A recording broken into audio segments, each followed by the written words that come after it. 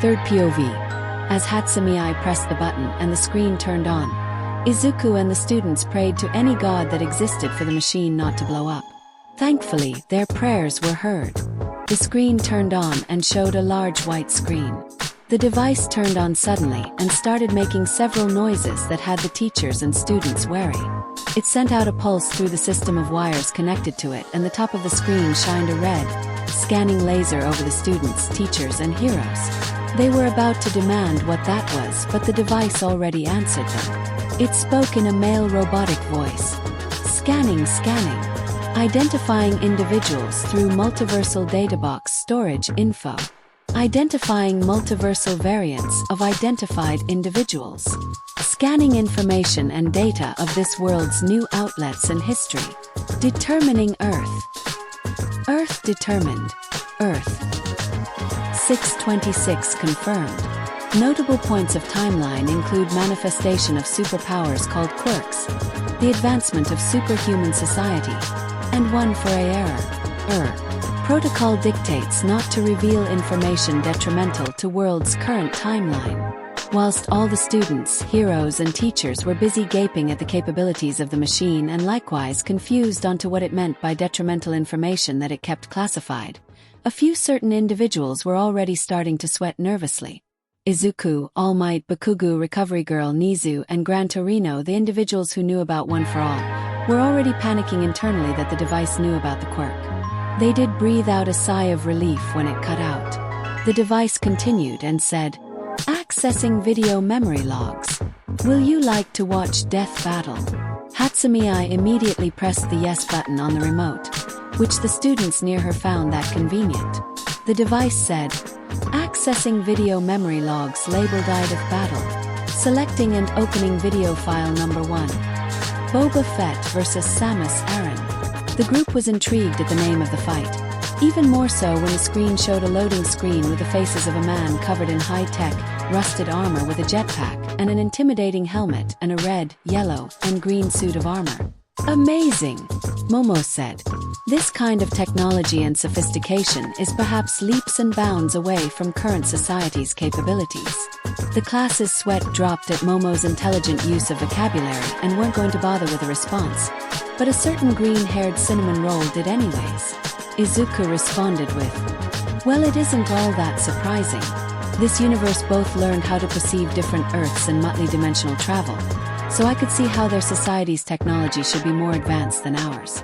Plus, if it weren't for the appearances of quirks and society collapsing into a brief state of unrest and chaos, we would have already have access to interstellar travel or exploration by now." The students and teachers gaped at the knowledge and wisdom in Izuku's words. All Might smiled proudly, choosing not only a compassionate, pure-hearted successor, but also one with an intelligent, analytical mind. As for Momo, she blushed to new extremes, which made the girls all the more jealous. The video started soon after. Rocking music sounded off that made the more hardcore students like Bakugo, Kirishima, Kaminari, Tetsu, and Jairu bob their head to. The screen showed the words Death Battle. Some of the letters splashed in blood and the surroundings filled with blood-stained chains and spikes. A series of images and videos popped up with two voices monologue off-screen. One sounded intelligent and high-pitched, while the other was rough and tougher. "The Bounty Hunter. Galactic pirates of living beings," said the intelligent voice. "They blow shit up for cash," said the rougher voice. "A prime example is Boba Fett, the most feared bounty hunter in the galaxy. But don't forget Samus Aran. She's so badass, whole planets explode when she's done with them. Boom! I'm Wizard." The first voice, now identified as Wizard, introduced. "And I'm Boomstick." Boomstick introduced. "And it's our job to analyze the weapons, armor, and skills of these two beastly killers and answer the most important question of all. Which of these warriors will win a death battle?" was said. "In these videos, we will be assessing their capabilities and determine the fight through simulated fights, and will be following a certain guideline of rules. Death battle rules. Combatants shall possess no knowledge of each other, to make it a fair fight. Combatants are simulated versions of these characters, created by our multiversal thingamajigs and our own world's knowledge of them. So don't go crying over their deaths, because they are not real. To ensure a true fight to the death, character personalities that restrain them from murder are completely ignored. All character traits and tactics will be represented fairly and largely. Anything else is fair game. And research source prerequisites are generally determined equally unless specified. No outside help. The group looked at the rules and found them legit and fair. The more sensitive of the group were also galled that the deaths portrayed are not real. Izuku meanwhile was excited about this and was glad that he brought along with book bag full of notebooks, antsy to draw up the info. Just because they couldn't copy the core info inside the box didn't mean that Izuku couldn't copy it by hand. Plus, he saw this as using it for good intentions instead of any ill intent. Now that we got that covered, Wizard said. It's time to begin. Boba Fett. Boba Fett is well known for his cunning, ruthlessness, and brute force. But his killer instinct relies on his diverse arsenal of death. Wiz explained. Most of the guys were intrigued at the bounty hunter, especially Bakugu when he heard the words ruthlessness and death. Izuku was curious about his cunning nature, and Kirishima was curious over his supposed brute force. The teacher and heroes were already anxious about the description of this individual. Bounty hunters and mercenaries aren't usually of well repute or status. Mandalorian body armor, nearly indestructible. Micro-energy field. Penetrating radar. Mineta grins pervertedly. Protection from fire, poison, acid, and cold. Piques Todoroki's and Mina's interest. Retractable drinking straw. Made a few people chuckle. Plus, he wears the most badass space suit ever. Boomstick said. Everybody agreed that the suit looked impressive. Power Loader was curious over this Mandalorian armor, especially its properties and material, while May was already drawing up designs with a fervor after she snatched one of Deku's notebooks. That's no ordinary spacesuit, Boomstick. Was clarified. That's Fett's Mandalorian armor, forged from nearly indestructible duraplast containing a micro-energy field for dispersing impacts. This guy can have a freaking bomb blow up in his face and still walk away. Bakugu flashed a sinister smile. That sounds like a fucking challenge. Ida said, I must say that for a mercenary, his use of armor is impeccable. Also language. Wrist gauntlets. Flame projector, intrigued both Endeavor and Shoto. Fiber cord whip, intrigued Uraraka. Wrist laser. Concussion missiles. Stun missiles. His gauntlets house a flamethrower with a reach of 5 meters, a fiber cord whip, and numerous concussion and stun missiles. Ha! Bakugu exclaimed. Those missiles and grenades have nothing won me and my gauntlets. They make those look like fucking firecrackers. The amount of things that one gauntlet can do. Momo mused. I would try to make that with my quirk, but without the molecular structure of the material, it would be difficult. Hatsumi perked up and said, I can help with that. 3 carbine rifle. Fires in short bursts. Scope outfitted. Shoulder sling. Rockabye rifle. Weirded out a lot of the crowd. His weapon of choice is his E3 carbine rifle. An extremely accurate and powerful weapon which Fett often cradles like a child. Wiz explained. Why would he cradle that thing like a child? One wrong touch of the switch and he could blow his own head off. Kominari said. Really? Kyuka asked sarcastically. That's what you are worried about. Not that no one sane person does that. Yeah, I do that with my guns too. That's not weird at all, Boomstick. Was said, sounding a bit weirded out. Most of everyone chuckled at the comedic timing. Jairu blushed in embarrassment. Fill us in on Fett's heavy weaponry. Was asked to move things along. My Trinamon Z6 jetpack. Hands-free. Up to 1 minute of flight. Max speed. 145 kilometers per hour. Magnetic grappling hook. Anti-vehicle homing rocket. Well, everyone and their grandmother knows that Fett can zoom around on his badass jetpack, but that jetpack also has a single anti-vehicle homing rocket, And believe me, you don't want to see this thing heading your way. Boomstick stated. While the rocket's power is impressive, I can't help but think that a single rocket would do much in effectiveness. Todoroki wisely said. Multiple, shorter yield rockets would probably be more effective. He was unaware or uncaring of his father looking down on him with a proud smile at his wise analysis. Izuku said, "You are right about that, but the jetpack though is so cool. Think about the air maneuverability and hero work you can do with that." Mei perked up and walked straight up to Izuku's face and said, "Like the Buster hero, air jet, right?" Izuku barely flinched at Mei's proximity, engrossed in his hero knowledge to notice a girl was almost nose to nose with him. He said with vigor, "Yeah. And just like your jets from the sports festival, they were amazing. I'm sure if you could gain the proper design of that jetpack, that you can make such awesome equipment." Mei blushed and smiled more at Izuku's words of praise. The class, 1A girls and Nijires, eyes twitched in annoyance and jealousy. Even Pixie Bob and Mandalay, that last one being unknowingly, frowned and gained a dark aura of jealousy at the two's closeness. After settling down, they resumed the video. That's right, Boomstick. In short, Fett is a human Swiss Army knife.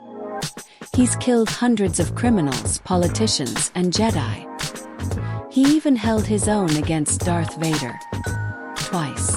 Holy shit, that's hardcore, Boomstick exclaimed. The image of Darth Vader with his red lightsaber and black attire and mask made the students shiver in fear. Even Mei, who wanted to pay more attention to the blade of light in his hand, was too focused on the large dark-suited man. All Might, Gran Torino, Bakugo, and the members of the Bakugo rescue squad from when he was kidnapped by the League, couldn't help but shiver and fearfully compare the dark-suited man's helmet to that of AFO. They were also shocked at the fact that Boba Fett could go toe-to-toe with this guy twice and survive. Momo was even more so intrigued with Fett's comparison to a Swiss Army knife of a man, much like Quirk makes her able to be too.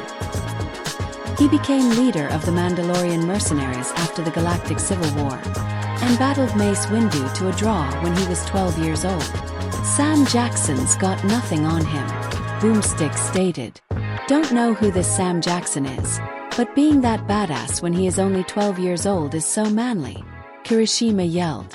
But with all his awesomeness every so often, Fett will totally blow it. He's fallen into the Sarlacc 3 times. And the Sarlacc's not exactly running around, looking for snacks, Wiz exclaimed. 3 times? How do you even do that once? It's a giant hole in the ground with teeth, and he's got a jetpack, Boomstick yelled, sounding angry. Izuku and Mirio were quick to shield Eri's eyes from the Sarlacc after she squeaked in fear of it. Bakugo was yelling in annoyance at how this badass of a mercenary could fall into the same movement, less pit with teeth 3 times. Still, even with his ridiculous flaws, Boba Fett is a whole new level of deadly. Wiz stated finally. No disintegration, Darth Vader said. His chilling voice shivered almost everyone's spines. As you wish, Boba Fett said. The screen paused to black and they paused the video to get their thoughts on that info. Most of the boys liked Fett, Deku liking him for his range of equipment and skills, Todoroki for his cunning and tactical mind, and Bakugo and Kirishima for his range of explosive weaponry and badassery. The heroes respected his strength and fortitude but disliked his history of liking politicians and his mercenary life. Some of the girls, like Kyuka, Uraraka, and Setsuna, thought that his armor was cool and his skills were impressive. They continued the video. The next individual was a woman wearing a red and gold-plated armor with a green visor on her helmet. Kaminari and Mineta were practically drooling over the blue-skin-tight suit woman, but were held back by a slap from Dark Shadow and an iron hand smack by Tetsu. Samus Aran. Samus Aran was infused with bird-like Chozo DNA at a young age, increasing her strength, speed, and athletic ability far beyond those of a normal human being. Wiz began. How do you do that? I want me some bird DNA, Boomstick said. Tokoyami was intrigued slightly at the abilities gained through bird DNA, thinking about his time interning under Hawks. Kaminari said, how do you get super strength, speed, and agility through bird DNA? Shouldn't you be more likely to sprout wings or a beak? No offense, Tokoyami. None taken. The emo bird said. I don't know, they are alien birds. Turo said. Maybe mixing human DNA with theirs causes a different reaction than one could expect. At least when I ingest bird DNA, I get their attributes. Amajiki managed to mutter out, while transforming his hand into a claw. Power suit. Shield entire body. Environmental protection. Easy to upgrade.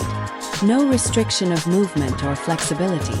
She wears the power suit, typically in varia form, shielding her entire body without restricting any movement or flexibility. Wiz explained. Too bad it makes her look like a dude, Boomstick plainly said. The guys fought back the urge to chuckle, while Mineta and Kaminari frowned and agreed with Boomstick. Ticked that a gorgeous woman was hidden behind a suit of girls were slightly ticked off at the comment, but did admit that the suit was less than stylish, those last comments coming more from Lady and Midnight. Arm cannon. Easy to upgrade. Power beam. Charge beam. Ice beam, intrigued Todoroki. Grapple beam, intrigued Zero. Missiles, starting to intrigue Bakugu, but was still grudgingly unimpressed. Her primary weapon, the arm cannon, has acquired numerous awesome upgrades over the years. Though, the basic power beam is a pea shooter with a pathetic range. Wiz Expolin. I have 6 shooter with more range than that. Snipe spoke out, causing laughter from the heroes and students. But when it's fully charged, it'll blow your face off. Bam. Shoot de whoop. Boomstick said excitingly. Snipe lowered his hat in embarrassment in not having any weapon with that kind of caliber. Ectoplasm did his best, cheering him up with a pat on the back. The arm cannon can also use an ice beam, a grapple beam, and a plethora of seeking and super missiles. Wiz explained. Hey, those kind of remind me of your quirks, Zero and Todoroki. Kirishima pointed out. Yeah, she could be hyper-cooling the air into a beam of liquid nitrogen just like how my quirk functions. But it seems she can do it with thin air rather than physical touch. Todoroki said, looking at his right hand, and wondered if he could do the same. Yeah, Zero said. And that grapple beam reminds me of how I can swing around using my tape. How about her missiles, Bakugu? Bakugu simply grunted and said, the missiles are a nice touch, but they got nothing compared to my explosions. Izuku looked to Todoroki and said, you think that her multiple missiles will be more effective against Fett's anti-vehicle missile? Todoroki nodded his head and said, we'll have to wait and see. Screw attack. Powerful electric charge. Kaminari intrigued greatly. Temporary invincibility. Extremely fast. Namesake of an awesome website. Some chuckled at this and they wondered if it was the website that these two used before for their videos. Morph ball alt form. 1 meter diameter. Can release bombs. Bakugu rapidly approving. Jumping ability. Also called Marumari. Can access small or hard to reach places. Samus controls the skies with a powerful and speedy screw attack. And if there's trouble on the battlefield, she can curl up into morph ball mode and slip away unnoticed. What the? How does she do that? Bird DNA Boomstick. Bird DNA. Ugh, enough with the bird DNA bullshit. Bakugu yelled out. Kendo this time spoke up saying, well, if the bird DNA increased her speed and agility, then it could have made her bones more flexible. The students and teachers nodded at her intuitive thinking. Kaminari said, regardless of that, that screw attack looks awesome. I wonder if I could do something similar with my quirk. Izuku looked to the blonde teen and asked, when this is over, want to practice with me and find out if we can both do it? I think we could do something similar with incorporating Kaken's howitzer impact. Kaminari pumped his fist up and said, you're one Midoriya. Don't you dare copy my moves, you damn nerd. Power bombs. Huge blast radius, Bakugu approves more. Deals massive damage. Crystal flash healing ability. Deployed only in morph ball mode. Samus also has a freaking huge supply of power bombs, which will destroy anything on the screen in seconds. Nothing survives. Boomstick yelled out excitingly. Bakugu practically leapt out of his seat and yelled, hell yeah! Now that's what I call explosions. I'm definitely trying that out. The rest looked at him with a mix of annoyance and worry. Most thought him unbelievable in his obliviousness and hypocrisy. She is known to be the bounty hunter capable of taking on impossible missions, fighting massive beasts, and even wiping out an entire species, Wiz explained. However, she often makes mistakes. Somehow, she always seems to lose all her power-ups and upgrades at the beginning of every mission. Man, someone get this chick a purse. Bakugo said, I take it back. This chick is stupid. Who loses all their power-ups just like that? Does she have no common sense? Ida meanwhile yelled, Boomstick, that is highly sexist and rude, Tiyose. While the girls thanked Ida for his comment, Kyuka said, Ida, you know that the guy can't hear you, right? The boys meanwhile agreed with Ida's comment, but also tried hard to suppress the funny joke. Offensive but funny nonetheless. Time to go, Samus said. The screen cut to several shots of Boba Fett and Samus. Alright, the combatants are set. Let's end this debate once and for all, Wiz said. Yeah, it's time for a death battle, Boomstick yelled. As the screen turned black, the group talked among themselves on who would win the fight. The boys liked both Fett and Samus for their badass weaponry, while the girls mostly liked Samus, more so for supporting a badass female warrior and her skill and power. The heroes and teachers were conflicted between the two, both being mercenaries, where one kills politicians for money and the other blowing up an entire planet and species. The video paused by itself, much to the confusion of everyone, until the screen then showed a series of digital 3D images of the two combatants and their data, numbers filling the screen. The numbers stopped and the robotic voice called out, Scanning for multiversal counterparts. Multiversal counterparts identified. Boba Fett. Multiversal counterpart. Spinner. Samus Aran. Multiversal counterpart. Momo Yaoyorozu. The audience was shocked at the results of the counterparts. While they praised Momo for having a strong counterpart, the heroes and teachers were more interested that this Boba Fett's counterpart was a member of the League of Villains. Yamamoto, Mina yelled excitedly. You are Samus. I didn't know that you were an intergalactic mercenary. Momo blushed in embarrassment and said, It's not me, everyone. It's just another version of me. I have never been a mercenary, much less one that committed genocide. The students felt awkward now about that info, until Izuku came to the rescue with, Don't say that, Momo. Sure, your other self may have done things, but we haven't heard the whole backstory on it. For all we know, those species were probably dangerous if someone wanted them all exterminated. Don't be ashamed of yourself for something that you yourself had no doing in. I'm sure that since she is you that she didn't do that without a good and just reason. Momo blushed brightly but smiled warmly, her eyes shining with barely kept tears. Thank you, Izuku, Momo said, wiping away some tears. That made me feel better. I won't judge her for her actions till I know better, and if she did those things for horrible reasons, I won't hold her sins onto me. Midoriya blushed red upon seeing Momo's smile and quickly turned away, nervous and stuttering. No PP problem, Momo. The guys and girls chuckled at his typical Izuku-ness. After a few more minutes discussing who would win, they placed their bets. All of class 1A voted for Samus in support of Momo, Bakugo claiming that it was because he liked explosions and nothing else. Most of class 1B did the same, but some still chose Boba, but apologized respectively towards Momo, who accepted and understood. The heroes and teachers even bid and placed most of their votes towards Samus. The video began once again, starting the fight. Samus's ship was floating through space before it was attacked and blasted by Boba Fett's ship. Oh no, Momo, Uraraka said worryingly. Relax, so Choco, Azui said, her hand on Uraraka's shoulder. I doubt that the fight would be over that quick without there actually being a fight. Momo's ship was sent hurtling towards a planet that looked like Earth. The ship's smoking and flaring stock alarm sounds made the more sound-sensitive, like Kyuka, cover their ears in pain at the loud, annoying noise.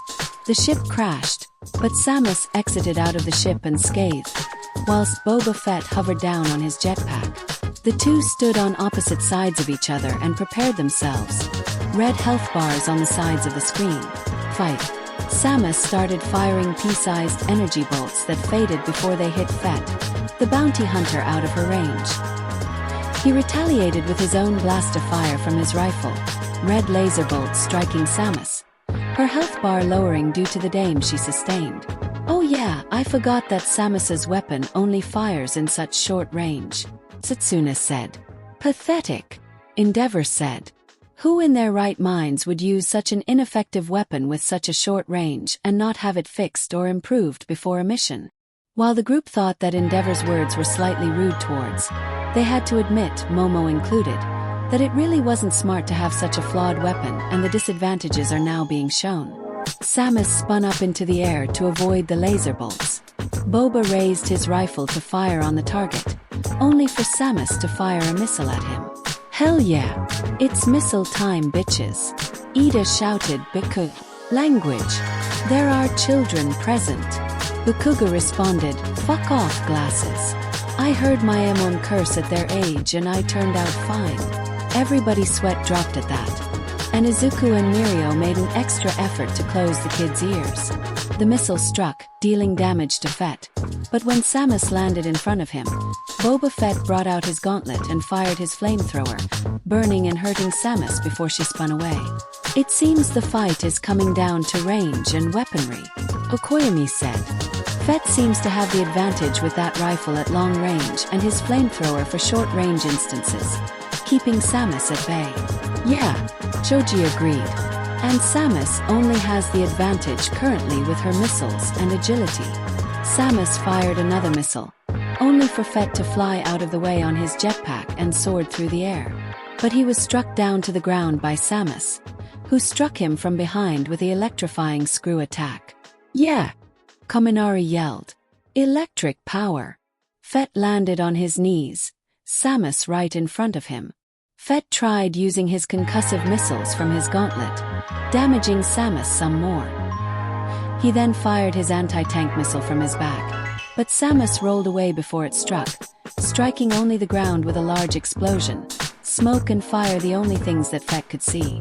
Todoroki smiled faintly and said, seems that one anti-tank missile didn't work after all, and Samus's maneuverability with her ball form worked to her favor. Boba Fett waited for the smoke to clear, finding no sign of Samus. The mercenary crept up slowly, unsure if his target was eliminated. Suddenly, Samus rolled up from behind stealthily. Nice use of stealth skills, Yamamoto. Her cheered. Thanks, Hagakure. Momo thanked. Samus dropped a bomb behind him and rolled away again. It exploded in a flash of bright light, stunning Fett and vastly hurting him. Ha! Take that, you jetpack-wearing loser, Bakuga taunted. Explosive bomb to your face. Well, it was more on his back than anything, Nijire replied. Bakuga gained a comical tick mark on his head in response. Samus quickly spun back in front of Fett, who fired another grenade at her. But Samus predicted it and dodged. She fired an ice beam at him, leaving Fett frozen and vulnerable. Samus charged up a more powerful blast. Gran Torino said, smart of her. Used the explosion to stun and mess up Fett so that he would fire less effectively. She then took the advantage by freezing him with an ice beam, giving her ample time to charge a more powerful blast. I feel like the kids might need to cover their eyes in a second, Mandalay said, feeling the fight was going to end bloody. Samus, after fully charging the blast, rolled close to Fett, till she was right in front of him and aimed her arm cannon onto his head from above. You're mine, he said. She fired a powerful charged blast and Boba Fett's head exploded in a burst of blood. Boo-hoo! The students yelled out in a mix of shock, horror and excitement. Thankfully, Izuku and Mirio shielded Kuta and Eri's eyes from the gruesome scene. Keidato! Yay! Mina cheered. Momo won. Technically it was Momo's counterpart, Samus, that won. Ida nitpicked. But semantics aside, yes, congratulations on winning Yaoyorozu. I knew you could do it, Momo. Your agility, stealth, and weaponry were amazingly used. Izuku cheered. Momo blushed again and said, Thank you everyone. Thanks Izuku. Whilst everyone chuckled at Momo's bashfulness and cheered for her, Todoroki couldn't help but notice that mumbled thanks to Izuku from Momo. Todoroki smiled. He may be dense, but even he could realize what Momo felt about his first friend. Holy shit! Boomstick exclaimed. Did you see that whiz? That was insane. Fett battled like a champ, but in the end, Samus's superior technology and athletic skill trumped him hard. While her basic power beam failed miserably, Samus put her Chozo DNA to work by jumping and dodging around Fett's offenses. Boba Fett, who relies more on cunning and brute force, simply didn't have the means necessary to catch Samus. Wiz explained. That makes sense, 13 said. Her agility and skill kept Fett's more advanced weapons from hurting her for long, and Fett's more stealthy and cunning battle strategy wasn't effective in a head-on fight. He was shooting all over the place, but that space chick was just too quick for him. He even tried to use his homing rocket, but anybody who's blown up a lot of shit knows anti-vehicle rockets don't work too well with people. Boomstick explained. Exactly. Samus is about 4 times smaller than the average vehicle, so there's only about a 1 in 4 chance for a direct hit from Fett's rocket. Not to mention, she kept moving, preventing Fett from getting a solid lock on her. No shit, Sherlock. Kuga yelled. Why would an assassin use a one-off weapon like that for a straight fight that could easily miss? Young Bakugu, perhaps he uses it as a form of escape, to create a big enough exit by blasting a hole through the wall blocking his path, or a big enough distraction to escape a fight through the smoke. All Might said. Bakugu ched again, not satisfied with the answer, but since the answer was from his idol, he shut up. After that screw-up, Samus managed to sneak around Fett and left a little surprise at his feet. Fett's microenergy field managed to minimize the damage he took from the powerbomb, but by that point, it was all over. Samus froze Fett with her ice beam and finished him off with a charge beam to the face. Oh yeah, I didn't even realize that first part, Kanoko said. Makes sense when they say that the bomb destroys anything, but he still shroom-vived the blast. Samus sure stopped him cold. Boomstick joked. Some people chuckled and groaned at Boomstick's bad joke. Todoroki, however, was thinking that the joke would help him be more receptive with the public, and make him seem more approachable when he does pro. The winner is Samus Aran. Wiz finished. Everybody clapped for Momo's victory, much to her embarrassment. She didn't even show off her grapple hook. Ser mumbled depressingly. Everyone hushed when the screen turned black and showed the words, "Next time," with Boomstick voice saying, "Next time on Death Battle." There was a flurry of punches covered in purple flames, and then an off-burning symbol hung on the screen. They then heard a creepy, chilling voice. Unknown. Your soul is mine. Kirishima was shaking in excitement. That looks so cool. Yeah bro. It looked straight manly. Tetsu agreed. The heroes, however, were wary about the voice, their instincts and years of experience pretty much screaming bad guy. After a consensus of agreements, May pressed play on the next video.